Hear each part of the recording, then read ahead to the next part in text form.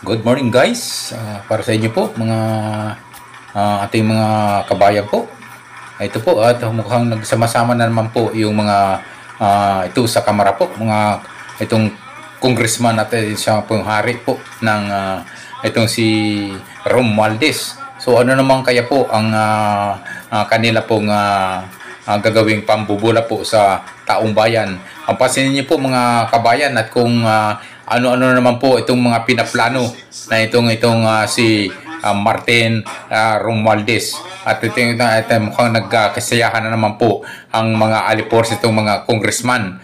So ito po ay pansinin po natin, hindi dapat po ito mangyari po at ito'y mambubula na naman po ito sa taong bayan. Gising na po ang taong bayan, Mr. Romualdez, mga congressman.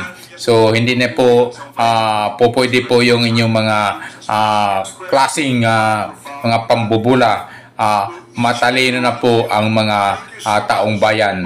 Ngayon po magkaalaman na lang po sa ngayong eleksyon kung kayo manatili pa sa pwesto.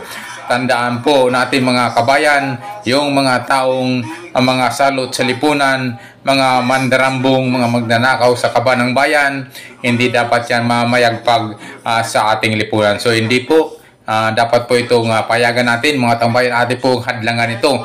So dapat mga matalino po tayo sa pagpili po ng ating iboboto kung sino-sino po yung mga nakakatulong po sa bayan. Alam niyo naman po, yung po ngayon yung sa PDP Laban po, tingnan po natin na ito po maganda po itong mga tao nito dahil sinusulong po ang kapakanan po ng mamamayang Pilipino at taong bayan. So ito po ang ususahin po natin ng maigi kung ano naman po itong ginagawa ngayon yung sa kamara. Pansinin po natin, subaybayan po natin kung ano yung kanilang pambubula na naman. Ito po ang kanilang with their action, nabahag ang buntot ng King of Party List. Panoorin natin. Umatras ang King of Party List sa kasunduan nito sa PhilHealth at Development Bank of the Philippines. Matapos mabating ko sa posibleng manungagaling sa nalalapit na eleksyon. Dahil sa party list, ngayon sa nagtugunan na ang kakulangan sa healthcare facilities sa bansa. Pero kinwestiyon sa Senado ang timing nito at kung kailangan pa ang party list para lang may patupad ng programa. Sabi ngayon ng King of Party List, nakita nilang hindi na makakatulong ang partisipasyon nila sa programa. Pinaubayan na nila sa ahensya ng gobyerno na suriin ang naturang programa bilang solusyon. Pabida-bida kasi kayo, ano akala nyo? Tatahimik lang ang mga Pilipino. Oh, ito yung power ng, di ba? Ito yung kapangyarihan ng mga boses natin, mga lords. Di ba? Kasi pinutakti sila, hindi na nila gagawin. So, napakahalaga talaga ng mga boses natin. Kasi kung hindi sila puputaktin, kung support lang tayo ng support sa mga katarantaduan na pinagkagagawa nila, asas! Hindi yan sila titigil yung nahinayupak na yan. Kaya mahalaga ang... To those who doubted the importance of social citizens, let this be a reminder. Ayuda is not charity, it is justice.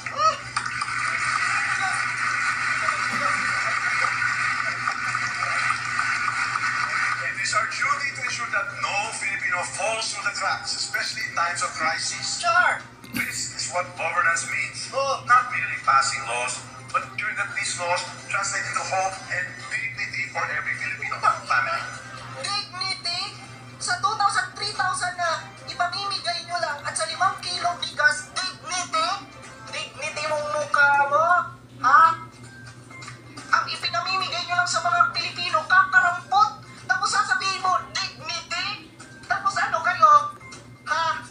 Ang laki-laki ng pera nyo, ng binubulsa nyo. Dignity. Sabi pa niya, ayuda is not charity. Ayuda is justice. Ha? Justice po pag ina. Grabe talaga mga lens, no? Grabe, kinikilabutan ako magsalita itong si Romualdez. Akala mo talaga pera niya. Putragis, proud na proud talaga siya sa ayuda. Basahin natin yung sinabi ni Mr. President. Sa mga kontra sa ayuda, handang ipakita ng administrasyong ito kung saan napunta ang bawat sentimong inilaan para rito. Wow! Lahat ng programang ito ay may totoong benepisyo. May totoong resibo. Walang notice of disallowance mula sa commission. Anong totoong benepisyo ang makukuha dyan, tambaluslos? Once lang naman yan. Yan na yun. Ha? Yan na yun. Yan na yung proyekto nyo. Yan na yung ipinagmamayabang nyo. Ayuda. Yaks. Grabe talaga pagkapiling nitong hinayupak na ko. Akala mo, yan na yung the best. Akala mo, maganda na yan. Diyos ko, yung mga paayuda nyo. Bakit? Lahat ba ng Pilipino nakakabenepisyo at nakikinabang yan? Sa palagay mo, tambaluslos, sa 2,000, sa 3,000 na makukuha ng mga Pilipino dyan sa sinasabi nyong ayuda, makakapagpabago ba yun ang buhay ng Pilipino? Sa 5 kilong ibinibigay nyo, okay na yun? Tang-igit mo, dapat ang mas tutukan nyo, edukasyon, libreng edukasyon, at para sa kalusugan yun, pataasin ang benepisyo para sa kalusugan yun. Maganda yun. May kabuluhan, hindi ang ayuda mo. Grabe to mga lods. Halatang halata na ang pinakamalaking budget ang DPWH. Panoorin natin. Strange, di ba? Nakita mo ba yung budget? Ang pinakamalaking allotment? The DPWH! Abay talagang na maalam na din sa alam na din. Bakit? Malaki na. Dinagdagan pa. Oh my God, parang iyak-iyak May tayo. problema ba tayo doon na hindi education na may pinakamalaking budget at DPWH talaga may pinakamalaki? Kaya nga po sabi ko, ito ata yung pinaka-corrupt na budget. Hindi po ba? Dahil hindi lang pinagdagan ng subsidy, hindi lang binigay yung budget na para sa edukasyon. Ito may pinapalilit na hindi naghihingi ng budget na budget. Binigyan na atin ng 200 billion pesos. Nakikita naman natin yung performance ng DPWH na kahit mga flood control project na sinasaksak sa kanya, hindi yan natatapos. Tama. Tuloy pa rin binigyan ng napakalaking pool. Imagine mo ang DPWH na hindi naman humihingi ng dagdag pondo, tinaasan nila. Walang nadis. Kasi naman, ang ibang mga kongresista, sila din ang kontraktor. Kalsada nga mga lods, hindi maayos-ayos. Yung flood control ng palpa. Magandang araw mga kaibigan. Bigyan natin ng reaksyon itong post ng Philippine Star tungkol sa plano ni Speaker Martin Romualdez sa PhilHealth. Title House eyes 1-year pause on PhilHealth contributions if funds are stable. Mag-iimbestiga ang PhilHealth ang mga kongresista sa financial stability ng PhilHealth at kung makita na maganda ang financial standing, magre-recommend sila ng 1 year na walang contribution ang mga PhilHealth members. At ito pa, hanggang maabot yung vision na zero billing. Wala nang babayaran ang mga hospital na member ng PhilHealth. Wow, ganda naman. So, himay-himayin natin. Ito, yung balita ng Philippine Star. So, di ba napakaganda? Nakakalulay yung vision. Kailangan tanong, is it doable? Ito, House eyes 1-year pause on PhilHealth contributions if funds are stable. Masay ko, the House of Representatives is planning to recommend a 1-year suspension of PhilHealth contributions if it finds that the state health insurers fund are stable. Speaker Martin Romualdez said on Wednesday, December 18, that they are planning to conduct a thorough and impartial investigation next year regarding PhilHealth funds to determine if it is being managed properly and to assure financial transparency to its members. Salamat naman, maganda kung tutukan ito ba. Kasi nakakalito.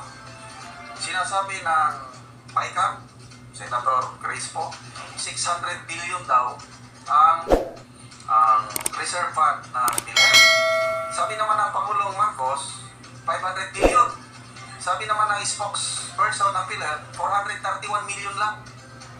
Ano ba talaga? Alin ang totoo? Tatlong figures yung lumalabas 600, 500, Pangulo na mismo ito 500, sinasabi niya 500 million, tapos 431 lang pala, sabi ng spokesperson. So, maganda ito, imbestigahan. So, ito ang statement ng speaker. The investigation is not about blame.